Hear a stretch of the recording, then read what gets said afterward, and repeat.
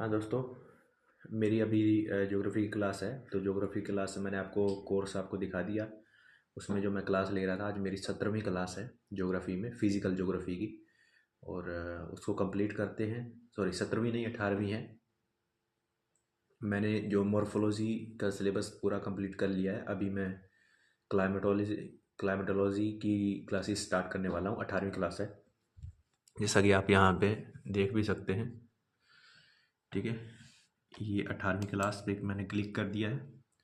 Dipendra sir से मैं पढ़ रहा हूँ। थोड़ा सा आपको मैं दिखा भी देता हूँ।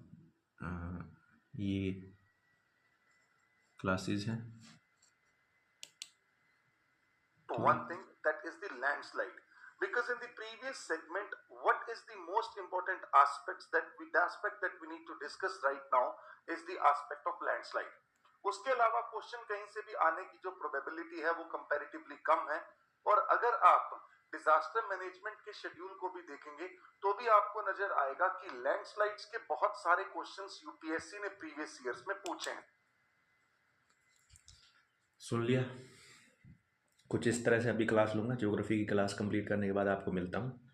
जब मैं इकोनॉमिक्स की क्लास स्टार्ट करूँगा तब आपसे बातचीत करूँगा कि ज्योग्राफी की क्लास कैसी रही और किस तरह से हम सिलेबस को कंप्लीट कर सकते हैं। ठीक है, तो मिलते हैं जब जो इकोनॉमिक्स की क्लास लेंगे। 2 क्लासें पर डे लेते हैं और करंट अफेयर्स की भी क्लास लेंगे, वो भी आपको मैं दिखाऊँगा। ठीक है, तो मिलते हैं फिर।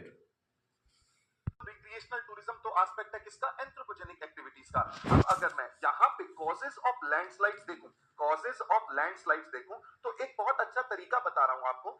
जिस तरीके से अगर आप अपने क्वेश्चन में मेंस में इस तरीके का एस्पेक्ट, इस तरीके का माइक्रो डायग्राम बनाएंगे तो it will definitely help you out.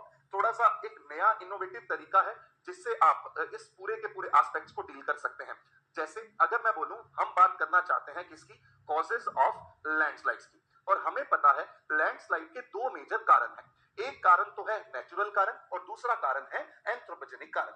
अगर नेचुरल कारण को मैं यहां पे रखता हूं और एंथ्रोपोजेनिक रीजंस को मैं यहां पे रखता हूं तो इस तरीके से एक बहुत अच्छा माइक्रो डायग्राम मुझे मिल जाएगा, जहां पे मैं इस जगह पे लिख दूंगा नेचुरल कॉजेस, यहां पे लिख दूंगा मैं एंथ्रोपोजेनिक कॉजेस, यानी कि ह्यूमन इंटरवेंशन के कॉजेस, एंथ्रोपोजेनिक कॉजेस। अब देखते हैं कि नेचुरल कॉजेस क्या है और एंथ्रोपोजेनिक कॉजेस क्या है। नेचुरल कॉजेस में आप सब लोगों ने बोला कि सर टेक्टोनिक एक्टिविटी समझा दोस्तों, इस तरह से क्लासेस आपकी होती रहे।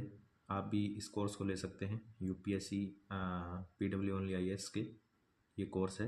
दीपेंद्र सर ये ज्योग्राफी का पढ़ा रहे हैं और मेरा आज का टॉपिक था लैंडस्लाइड्स।